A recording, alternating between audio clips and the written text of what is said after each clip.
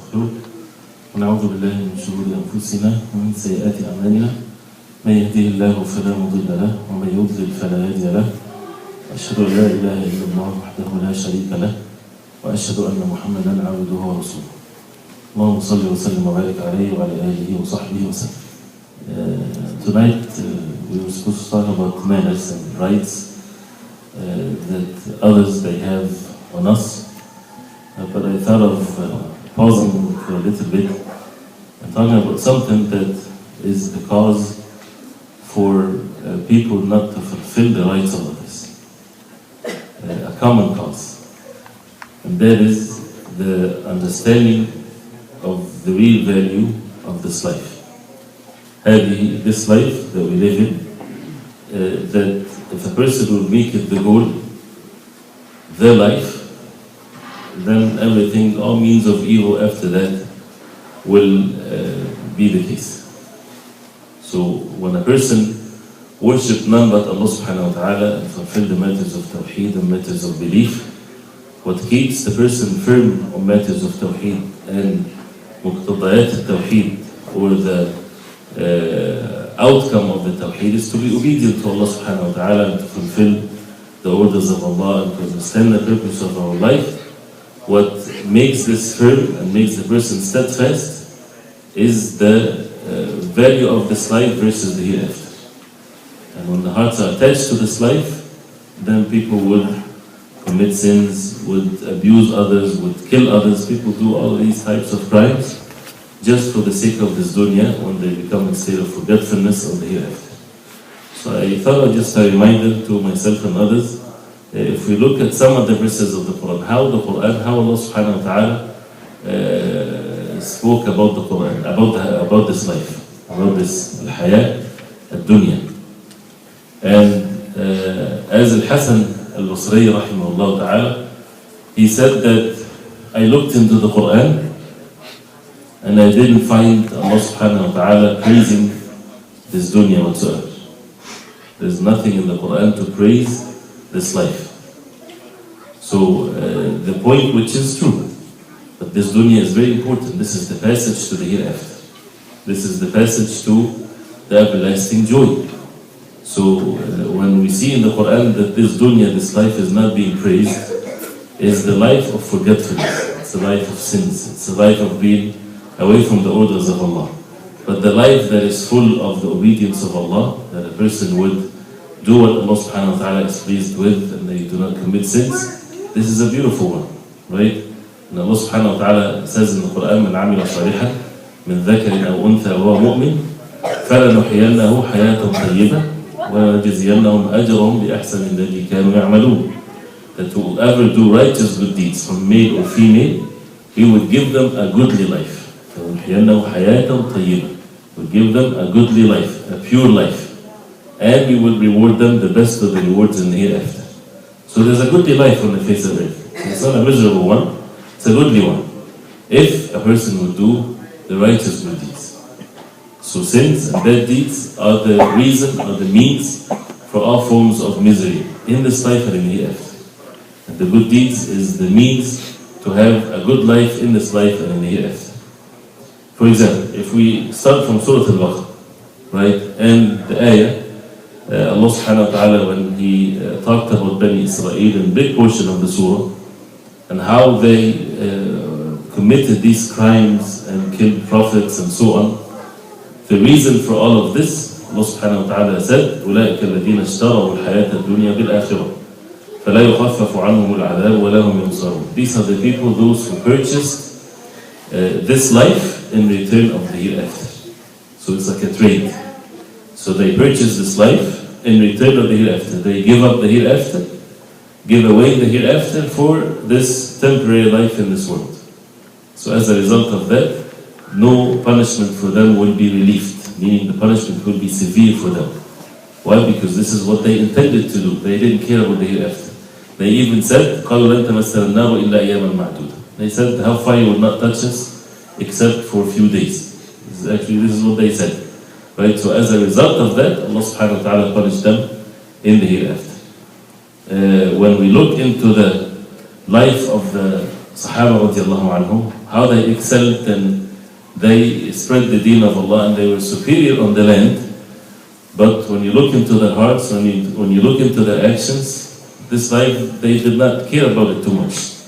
They fought for the sake of Allah, they spread the deen of Allah subhanahu wa ta'ala, but they had a mission, a goal in their life. When Ibrahim Zidan, radiallahu anhu, when he went to the king of Persia and he told them, نحن قوم ابتعثنا الله.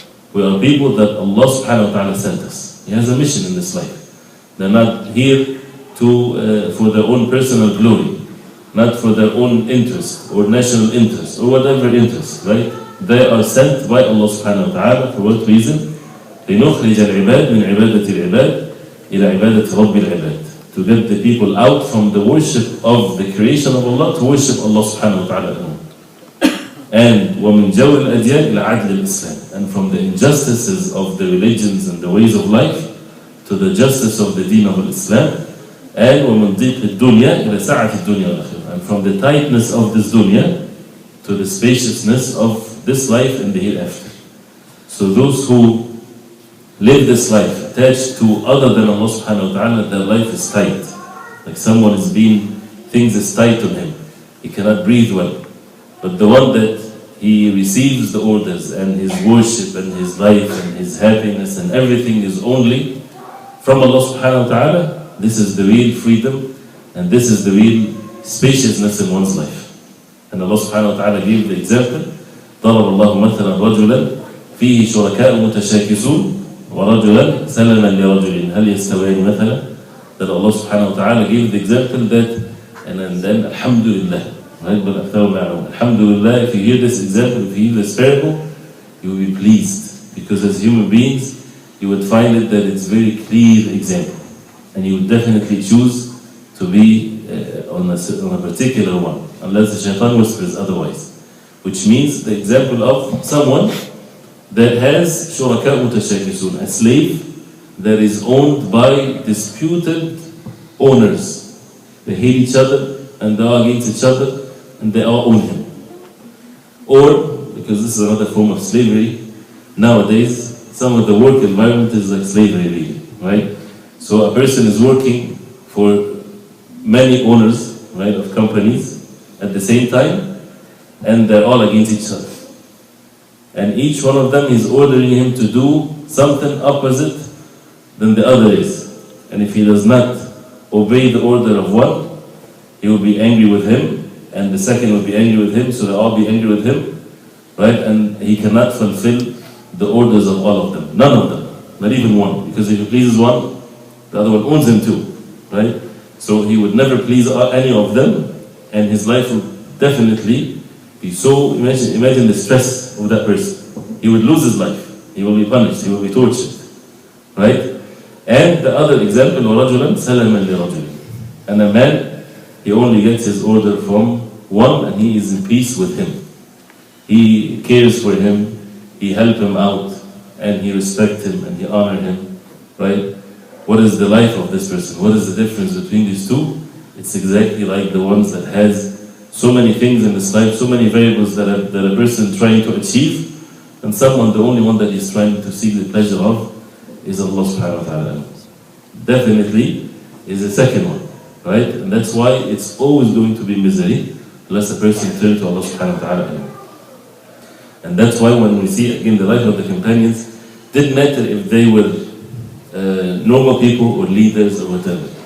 One of the companions of the Prophet that many do not know his name, right? And again, this session is just a reminder, we're not dealing with the books that we do every day. So Sa'id ibn Amr, his name is Sa'id ibn Amr, right? Many people, they don't know Sa'id ibn Amr radiallahu anhu, right? And he was not one of the famous companions of the Prophet sallallahu. But when you read about his life, for example, it was an interesting one. Not too many incidents, but things that would get you this understanding that how they were so happy in this life and it didn't matter whether they are in authorities or not.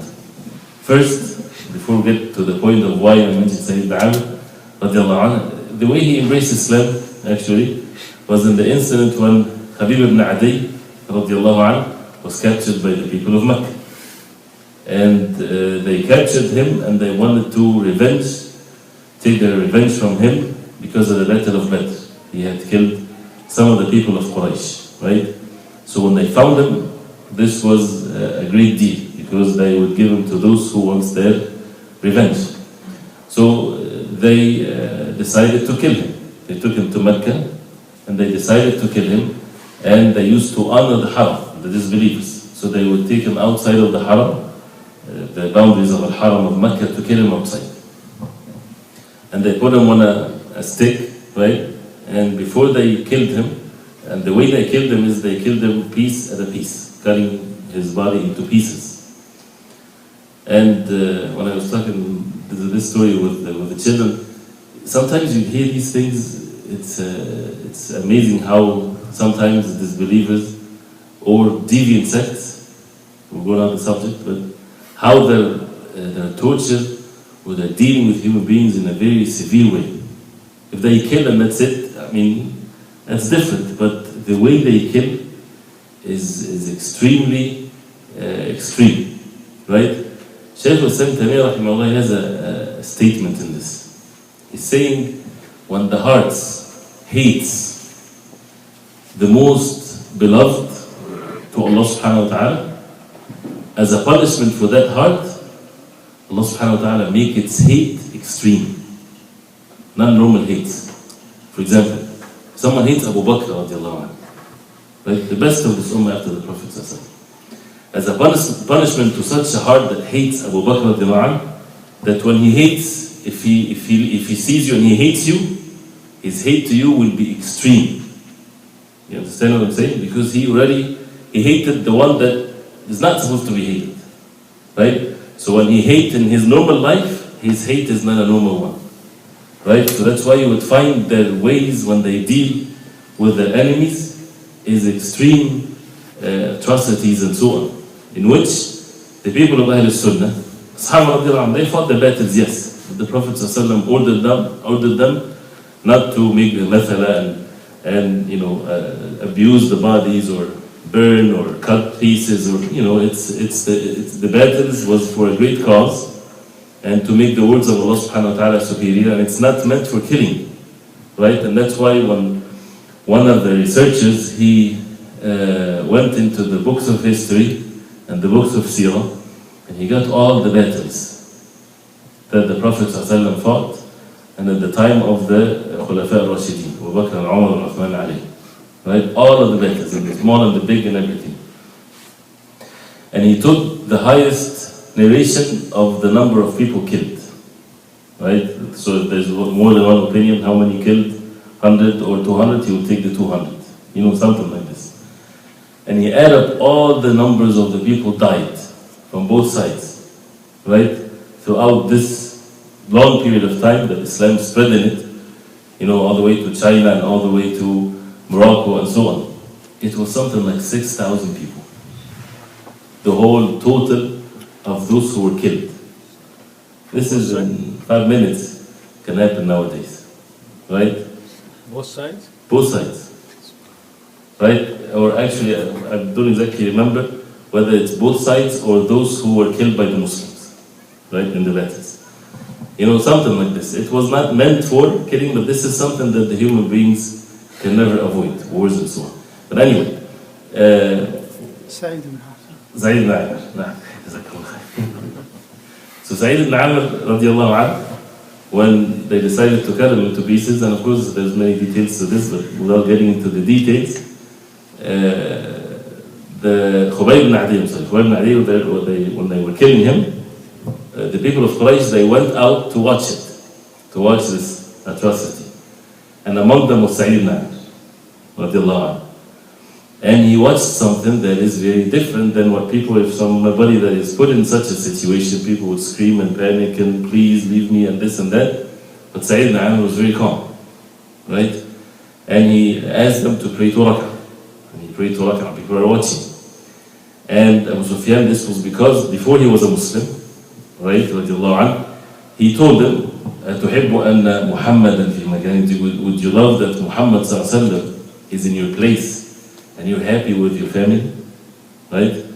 This is more abuse. Someone in that position, remembering his family and children and so on, this can be a shaking thing for him. So in a very calm way, without even thinking about it, he said radiallahu anhu, that I don't love for the Prophet ﷺ to be hurt by a thorn, right? Shawka or so, something very small pain, and I'm staying with my family enjoying myself.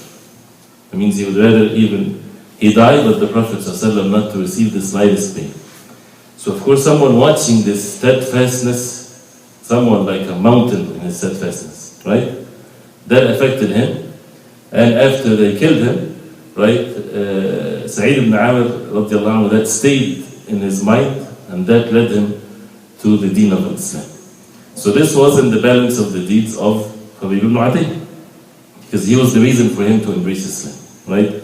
And that's also another lesson, that when a person is steadfast on the deen, you never know how many people would embrace Islam. It's not just by speech and da'wah and calling people, this is one of the means, but for a Muslim to be steadfast on his deen, very firm and very strong in his deen, this and the blessings of this can be the reason, by the will of Allah, a person might die, and this can have its effect in generations to come. Never know, as long as the person is sincere. Anyway, so you became a Muslim, to make it short, is why I mentioned this is after the Prophet ﷺ, at the time of Umar radiallahu anhu, Sa'id ibn Amir, Umar radiallahu anhu made him the leader or the Amir of Hims. Hims, you hear it now in the news, right? With the killings and so on. So he was the leader, the Amir of Hims. And Umar radiallahu anhu, sometimes some delegations would come from different cities to tell him how things are and how the leaders there and how they're doing and so on. So there was a group of people from Hims. They came to Umar radiallahu anhu, and he asked them, how's the affairs of the leader, how are things in Hims, and are there any poor people there? So they start counting the names of the poor people in Hims. So they said to him, so and so and so and so, and Sa'id ibn Amir, and right, the Amir is one of the poor people of Hims, right? This is what I'm talking about, what we're saying about matters of dunya. Didn't matter whether they are amirs and leaders or commoners, right? They were counting the poor people in the city, and they counted among them the amir of them, the leader of them. So Umar radiallahu anhu, when he heard this, he wept radiallahu anhu, and he gave them 1,000 dinar to be given to Sa'id ibn Amir as a help from him. So when he received this, right, he himself started weeping. Fitna is coming to him. And as it's mentioned in the books of Siyar, that his wife, because these people were coming from Umar, she thought maybe something wrong happened to Umar radiallahu anhu, because Sa'id ibn Amir is weeping after he met the people that came from Umar. So he told her, this is what happened. This is the punishment that comes to me. And he distributed the money into small sacks of things, and he sent it to the poor people. When he said that this is a punishment or this is a test, they did not reject the dunya, right? But he was in a position of leadership.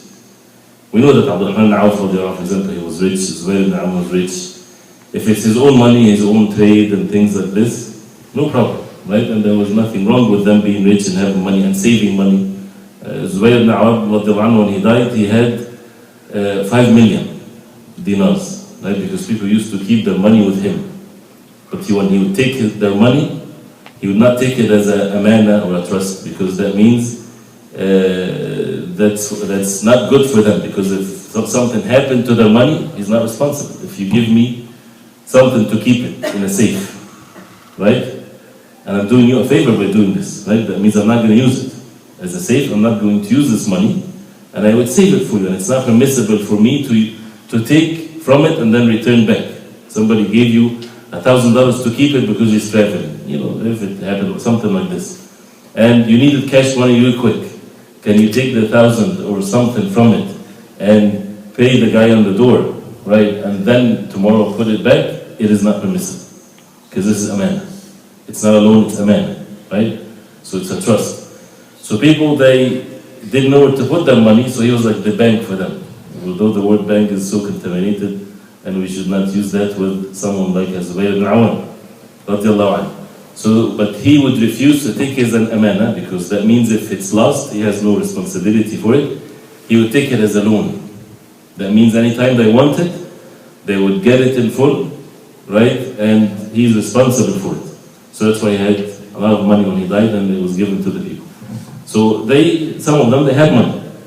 But once they becomes amirs and leaders and so on, and they could not do their business and their personal work, right? This was their life, right? To make sure that they are the poorest among their constituencies and so on, right? So why? Because the dunya that was not present in their hearts, it was very present in their heads. Anyway. Nowadays people take the leadership from you. Right, and then you find now that everybody's fighting for leadership. This is something that they used to push away from themselves, not to take. So when we see in the Quran, the dua of Allah subhanahu wa ta'ala, the dua that Allah subhanahu wa ta'ala mentioned in the Quran about the believers, those in the verses of the Hajj, وَمِنْهُمْ مَنْ يَقُولُ رَبَّنَا آتِنَا فِي الدُّنْيَا حَسَنَةً وَفِي الْآخِرَةِ حَسَنَةً وَقِنَا عَذَابَ النَّارِ. Those who would ask Allah subhanahu wa ta'ala for this dunya to be good and the hereafter, and they ask Allah subhanahu wa ta'ala to shield them from the hellfire. So it's okay to ask Allah subhanahu wa ta'ala for matters of this dunya, but for the purpose that this dunya is for the hereafter, because it's one path, and as a concept of matters of belief that should be clear in our hearts, that this dunya has no value unless it's based on the obedience of Allah. And you can measure that with any acts of worship. The most important act of worship, as we said, this concept of, for example, salah, or salatul jama'ah even, right? If a person's day, his work of the day, his things that he do all day, if without salatul jama'ah, all of the things that is done throughout the whole day is of no value whatsoever. No value. If it's not negative value, it's no value to it whatsoever. When things start having a value, start making sense and being good, if a person establishes the obligations and it's secured, then it's done. Then anything after that, yes, it has a value. So if a person, for example, prays in the masjid, in jama'ah, 5 times a day, then his food has a value, his work has value, all of these things, because it's serving the purpose of one's life, as the hadith Qudsi, which is a sound hadith, Sahih hadith in Muslim Imam Ahmad, إِنَّا أَنزَلْنَا الْمَالَ لِإِقَامِ الصَّلَاةِ. We have brought down money, wealth, to establish the salah. Always we should remember this hadith, because it gets the means and the goal straight. It's not the opposite, right? It's everything is to serve the deen, not that the deen serves everything. But Allah subhanahu wa ta'ala is the most merciful. We're not ordered to pray all day and all night and leave our work and all these different things in our life and not to enjoy. No, it's, if you add them up, maybe 2.5 hours throughout the whole day. And the 21.5 hours is left for the person to do whatever he wants, as long as it's halal and it's not evil. So you see that how greedy we get, that with this minimum amount of time that we're supposed to give for the sake of Allah to establish the most obligatory thing, right? We still consider it like the whole day, like it's too much, like we cannot do it. And you see even the mercy of Allah that most of the longest period between the salawat, between Isha and Fajr, you sleep. And there's the night prayer, yes, but this is a time of rest. Between Fajr and Dhuhr, that's you work, right? And you would find Asr, Maghrib and Isha. So it's easy when a person is at work, he would pray Fajr and Dhuhr. And Fajr is easy, it's supposed to be, right? And then you find the rest is Asr, Maghrib and Isha. The matter is not too difficult to anything, but the shaitan and ourselves and our laziness and so on. So having this concept, then we would have the matter straight between this life and the hereafter. Allah subhanahu wa ta'ala said in Surah Al-Baqarah, زُيِّنَ الَّذِينَ كَفَرُوا الْحَيَاةُ الدُّنْيَا وَيَسْخَرُونَ مِنَ الَّذِينَ آمَنُوا وَالَّذِينَ اتَّقَوْا فَوْقَهُمْ يَوْمَ الْقِيَامَةِ وَاللَّهُ يَرْزُقُ مَن يَشَاءُ بِغَيْرِ حِسَابٍ. Which means زُيِّن, it's been beautified, right? And this has significance to it, that it's mabni al-majhul here, that it's been beautified for the disbelievers, this life, al-hayatul dunya. Dunya is the lower one, which is this life. It's been beautified in their eyes. That means they didn't do it to themselves, it has been done to them. Why? Because of their disbelief. That means it's not the decision a person would make, okay, I would have my heart attached to this dunya, So it doesn't happen this way. Disbelief or sins cause for the person's heart to be attached to the dunya. So when a person commits sins, then the heart will be attached to this dunya, which is disease after disease. So the mean to have it is just by thinking and making decisions and so on, and at the same time being obedient to Allah. That would take away from the heart what is evil and what is the disease in there, and would put in it what is healthy. So Allah subhanahu wa ta'ala made this life beautified to the disbelievers. وَيَسْخَرُونَ مِنَ الَّذِينَ آمَنُوا. And they make fun of the believers. They mock the believers. وَالَّذِينَ اتَّقَوْا فَوْقَهُمْ يَوْمَ الْقِيَامَةِ. And those who have taqwa will be above them in the day of judgment. وَاللَّهُ يَرْزُقُ مَن يَشَاءُ بِغَيْرِ حِسَابٍ. Allah subhanahu wa ta'ala provide for whoever He wills without any account. Right? And also the famous ayah in Surah Al-Imran, زُيِّنَ لِلنَّاسِ حُبُّ الشَّهَوَاتِ. It's been beautified again for the people. This is something in our nature, right? As long as it's halal, there's no harm. حُبُّ الشَّهَوَاتِ, the love of the desires of the lusts of this dunya, من النساء, from women, والبنين, offsprings, والقناطير المقنطرة, the heavy measures of الذهب والفضة. That means nothing would satisfy the human being when it comes to wealth. And as the Prophet ﷺ said, لو كان لابن آدم واد من ذهب لأحب أن يكون له وديان ولا يملأ جوف ابن آدم إلا التراب ويتوب الله على من تاب. أو كما قال عليه الصلاة والسلام, that if the son of Adam has a valley of gold, he would love to have another valley of gold. And and nothing would satisfy or fill the desire of the human being except dust when he's put in the grave. That means he's always going to be like this, even if he's 100 years old, doesn't matter. Grows with him. And وَيَتُوبُ اللَّهُ عَلَى مَن تَابَ, that Allah subhanahu wa ta'ala will accept the repentance of whoever Allah subhanahu wa ta'ala make it easy for him to repent. That means this is fact. So whoever ever think that it's going to be just that, and then I'll be a good person. Just that 1 million, 2 million, 3 million, this house, this, whoever once he thinks this way, it would never happen. Would never happen. Right? And this is nothing but deceiving oneself.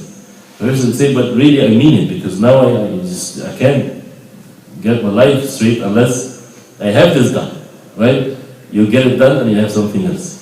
And this is because this is a statement of the Prophet ﷺ. And it never worked for anyone on the face of earth. Never. If he is thinking this way. Unless you start now, at this second, at this moment, it never works like this. This I will, inshallah, after Hajj, after Umrah, after graduation, after I go back, after I come here, it never works. It has to be at this moment, immediately. Right? And then Allah subhanahu wa ta'ala will bless the way of the person, from one step to the other. قُلْ أَوْنَبِّئُكُمْ بِخَيْرٍ ذَلِكَ مَتَاعُ الْحَيَاةِ الدُّنْيَا الذهب والفضة والخيل المسومة, the horses and the cattle and so on, and you can add to this the cars and the transportations and so on. ذَلِكَ مَتَاعُ الْحَيَاةِ الدُّنْيا. This is the pleasure of this life. وَاللَّهُ عِنْدَهُ حُسْنُ الْمَآبِ, and to Allah subhanahu wa ta'ala with Him is the best return. قُلْ أَوْنَبِّئُكُمْ بِخَيْرٍ مِنْ ذَلِكُمْ. Should I inform you of what is better than this? And this is what the Quran, وَلَا يُنَبِّئُكَ مِثْلُ خَبِيرٍ. Nothing, no one more knowledgeable than Allah subhanahu wa ta'ala. So Allah subhanahu wa ta'ala, the one that created us, He is informing us. The most merciful subhanahu wa ta'ala that wants all means of good for us. So when a person reads the Quran, he'll say, we listen and we obey, Ya Rabb, this is what is better for us. And as a result of that, the actions will be accordingly. لِلَّذِينَ اتَّقَوْا عِنْدَ رَبِّهِمْ, those who have the obedience of Allah and they fear Allah subhanahu wa ta'ala, جَنَّاتٌ تَجْرِي مِن تَحْتِهَا الْأَنْهَارُ, gardens underneath which the river flows, خَالِدِينَ فِيهَا, they live there forever, وَأَزْوَاجٌ مُطَهَّرَةٌ, and purified wives, وَرِضْوَانٌ مِنَ اللَّهِ. What is best is the pleasure from Allah subhanahu wa ta'ala. وَاللَّهُ بَصِيرٌ بِالْعِبَادِ, and Allah subhanahu wa ta'ala is all aware of the ibad. الَّذِينَ, who are these people? الَّذِينَ يَقُولُونَ رَبَّنَا إِنَّنَا آمَنَّا, those who would say, oh our Lord, we believe. فَاغْفِرْ لَنَا ذُنُوبَنَا, belief and maghfirah, right? That completes one's iman. وَقِيلَ عَذَابَ النَّارِ, and shield us from the hellfire. الصَّابِرِينَ, those who are patient in the obedience of Allah and away from sins and patient with the calamities and so on. وَالصَّادِقِينَ وَالْقَانِتِينَ, صادقين is the truthful ones. وَالْقَانِتِينَ, those who are, they stand in salah. وَالْمُنْفِقِينَ, وَالْمُنْفِقِينَ, those who spend, right? وَالْمُسْتَغْفِرِينَ بِالْأَسْحَارِ, and those who ask for forgiveness at the time of al-ashar, sahar, just before fajr, right? And so on. So these are the people that Allah subhanahu wa ta'ala mentioned, that they would choose what's with Allah subhanahu wa ta'ala, and they would have the goodly life as a result of that.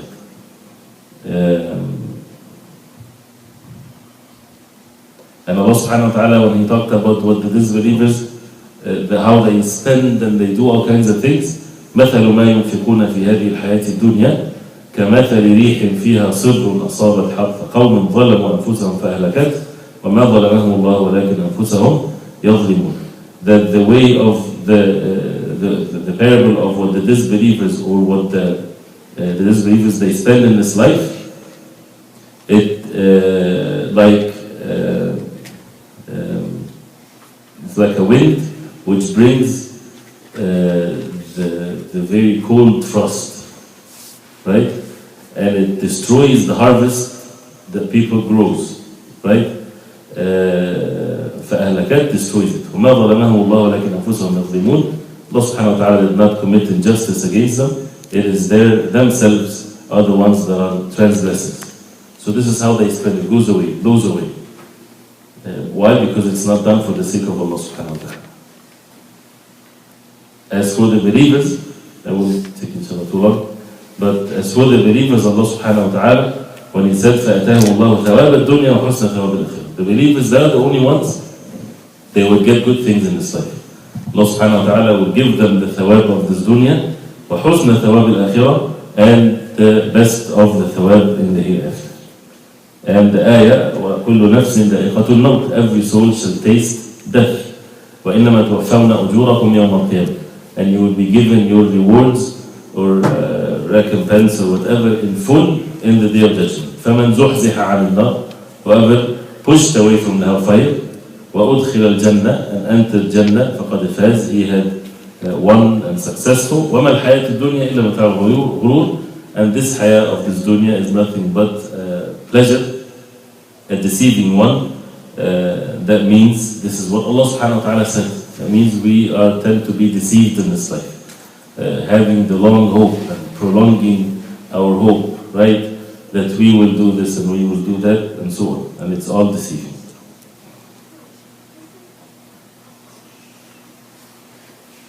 And as Allah subhanahu wa ta'ala also says, مَنْ كَانَ يُرِيدُ ثَوَابَ الدُّنْيَا فَعِنْدَ اللَّهِ ثَوَابُ الدُّنْيَا وَالْآخِرَةِ. So say someone would say, I would still want this dunya. Right? Sure, no problem. Who owns this dunya? Allah subhanahu wa ta'ala. So if you want this dunya, Allah owns it anyway. So seek it from Allah subhanahu wa ta'ala. وَلَا يُنَالُ عِنْدَ اللَّهِ إِلَّا بِطَاعَتِهِ, and you can never seek anything from Allah except by the obedience to Allah. So a person having the dunya still has to be done with the obedience of Allah subhanahu wa ta'ala. But of course the person does not seek this dunya, because if he seeks this dunya, then he has nothing in the hereafter. He works in this dunya, he likes this dunya. People, we all enjoy the materialistic things in this dunya. There's nothing wrong with that, again, but after fulfilling the orders of Allah subhanahu wa ta'ala. And for example, Allah subhanahu wa ta'ala says, وَمَا الْحَيَاةُ الدُّنْيَا إِلَّا لَعِبٌ وَلَهْوٌ. This life of this dunya is nothing but play and amusement. وَلَلدَّارُ الْآخِرَةُ خَيْرٌ لِلَّذِينَ يَتَّقُونَ, and hereafter is better for those who have taqwa. أَفَلَا تَعْقِلُونَ. Right? And before that, when the disbelievers حتى إذا جاءتهم الساعة قالوا يا حسرتنا على ما فرطنا فيه. When the hour will come to them, all of a sudden. By the way, death comes all of a sudden. Even if the person is sick for years, even if he is told that you have a terminating disease, whatever, still death comes all of a sudden. Why? Because nobody knows what he will face when the angel of death comes, right? So it's always like this. It's going to be always like this. And that's why the only ones that will be happy at that moment are the believers, because when it comes to them, it's a moment of joy, not a moment of misery, because they will be given the glad tidings. So it's worth it for the person to be patient, it's worth it for the person to be obedient to Allah subhanahu wa ta'ala, because the moment of death has come. And nobody knows when it's going to come.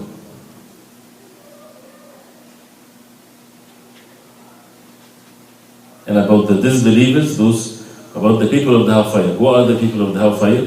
Those when they call the people of Jannah, وَنَادَى أَصْحَابُ النَّارِ أَصْحَابَ الْجَنَّةِ أَنْ أَفِيضُوا عَلَيْنَا مِنَ الْمَاءِ أَوْ مِمَّا رَزَقَكُمُ اللَّهُ. That the people of the hellfire would call the people of Jannah and they would say, أَنْ أَفِيضُوا عَلَيْنَا, pour on us from the water or what Allah subhanahu wa ta'ala had provided for you. So the people of Jannah would say, قالوا إن الله حرمهما على الكافرين, that Allah had forbidden on the disbelievers. Who are they? These are the people of the hellfire. الذين اتخذوا دينهم لهوا ولعبا. Those who took their religion, amusement and play, وغرتهم الحياة الدنيا. And this life of this dunya deceived them. فاليوم ننساهم كما نسوا لقاء يومهم هذا وما كانوا بآياتنا يجحدون. This day they will be forgotten, meaning they will be in hellfire as a result of what they did.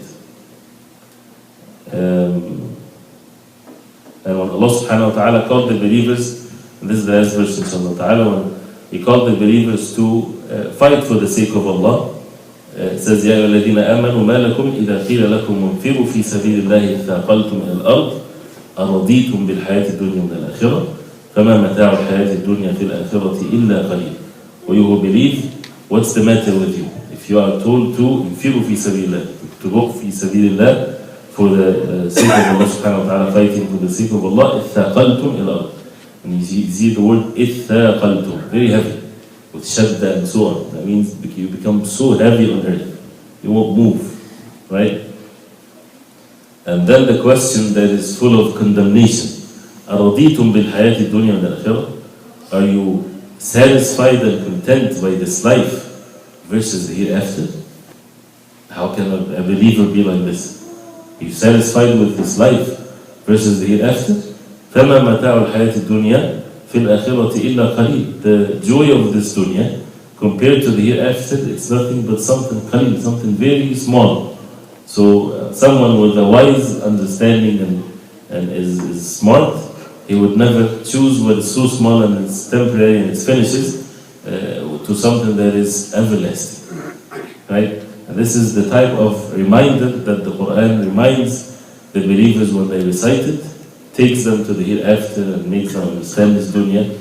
If a person hears this in many verses in the Quran, does it make the Muslim, okay, then I need to relax, enough work, right? I'm just going to relax and read Quran? Never. It will make him work harder, but with the intention of the hereafter. Physically, he would move more, and he would do things more. Why? Because he wants to do something in this life, because this is this life where a person would do for the hereafter. So he would do the good deeds in this life so that he would have an everlasting joy.